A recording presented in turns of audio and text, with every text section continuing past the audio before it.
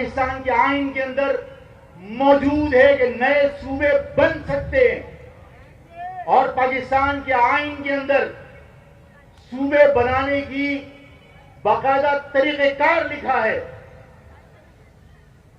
Sindh assembly کے اندر متعصب حکمرانوں نے پاکستان کے آئین کو جوتے کی نوک پر رکھ کر ایک قرارداد منظور کی، جس میں کہا کہ سندھ اسمبلی میں کوئی نئے صوبے کی قرارداد پیش نہیں کر سکتا۔ یہ وہی لوگ ہیں جن کے قائد نے، جن کے بانی نے مشرقی پاکستان توڑا تھا۔ مشرقی پاکستان 2 لاکھ اگر ہوا تو اس میں متعصب بھٹو کا کردار تھا، اور آج اس کی باقیہ، اس کی جماعت اس پاکستان کو ٹکڑے ٹکڑے کرنا چاہتی ہے۔ سندھ کے اندر پیپلز پارٹی کی سرپرستی میں پاکستان مرد آباد کے نعرے لگتے ہیں، پاکستان نہ کھپے کے نعرے لگتے ہیں، پاکستان کے خلاف نعرے لگتے ہیں۔ کہ میں یہ کہتا ہوں اور میں اپنی بات پر قائم ہوں کہ مشرقی پاکستان کو بنگلہ دیش بنانے والا بھٹو تھا، اور اس پاکستان کو مزید ٹکڑے کرنے کے لیے پیپلز پارٹی سازشیں کر رہی ہے۔ اگر پیپلز پارٹی اس سازش میں ملوث نہیں ہے تو پیپلز پارٹی فوری طور پر صوبائی اسمبلی سے، سندھ اسمبلی سے قرارداد منظور کرائے کہ جو لوگ سندھ کے اندر پاکستان کے خلاف نعرے لگا رہے ہیں، سندھو دیش کے خلاف نعرے، سندھو دیش کے نعرے لگا رہے ہیں، پاکستان مرد آباد کے نعرے لگا رہے ہیں، وہ پاکستان کے غدار ہیں، وہ دہشت گرد ہیں، اور ان کے خلاف کارروائی ہونی چاہیے۔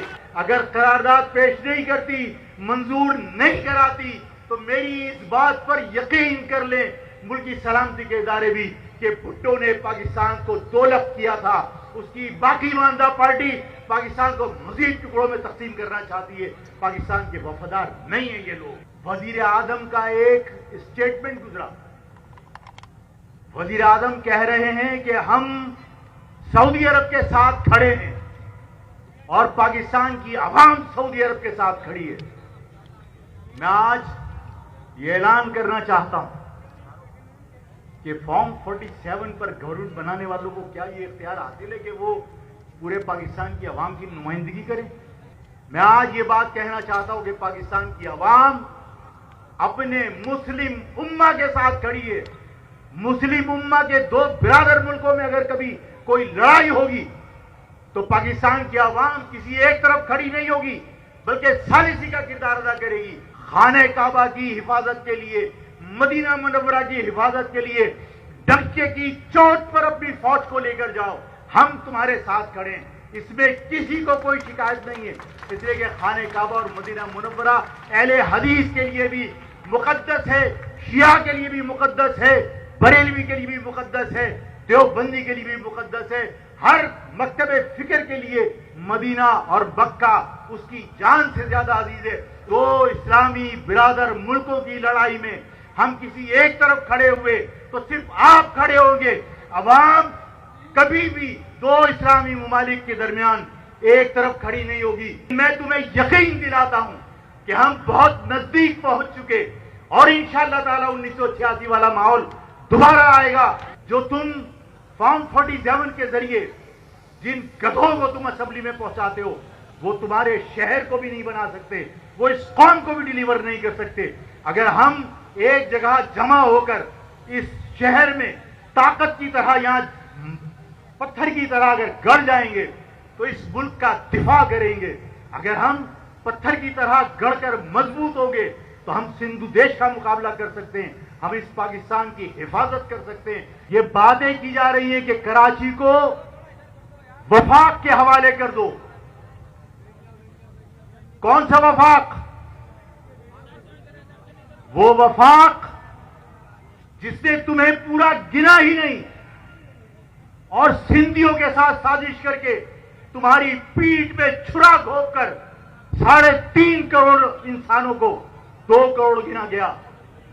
اگر وہ وفاق تمہیں پورا گن لیتا تو کیا آج 5.5 کروڑ کے اس صوبہ سندھ کے اندر صرف کراچی کے 3.5 کروڑ ووٹوں سے کیا انتخاب جیتنا مشکل تھا؟ کیا 3.5 کروڑ لوگوں کو پورا گن لیتے؟ تو کیا وزیر اعلیٰ سندھی ہوتا؟ کبھی نہیں ہو سکتا تھا۔ اگر ہم سے وفاق ہمدرد ہوتا تو کیا وفاق نے ہماری محبت میں ہمارے آنسو پہنچنے کے لیے، ہمارے زخموں پہ مرہم رکھنے کے لیے، کیا اس نے وفاقی اداروں میں آپ کو ملازمت دے دی؟ کیا کے پی ڈی میں وفاق میں ملازمت تمہیں ملی؟ کیا پی آئی اے میں تمہیں ملازمت وفاق نے دے دی؟ کیا اسٹیل مل میں ملازمت دے دی؟ کیا ایف آئی اے میں ملازمت دے دی؟ کیا نیب میں ملازمت دے دی؟ تمہیں وفاق نے اپنے اداروں میں بھی ملازمت نہیں دی۔ اگر کراچی میں ایف آئی اے کے اندر لوگوں کو بھرتی کرنا ہوتا ہے تو پنجاب سے بھرتی کر کے کراچی پوسٹ کیا جاتا ہے۔ کراچی کے فیصلے اسلام آباد کی ٹھنڈے کمروں میں نہیں بلکہ کراچی کی سڑکوں پر کراچی کے عوام کریں گے، اور کراچی کے عوام کبھی بھی آقا تبدیل کرنے کی جدوجہد کا حصہ نہیں ہے۔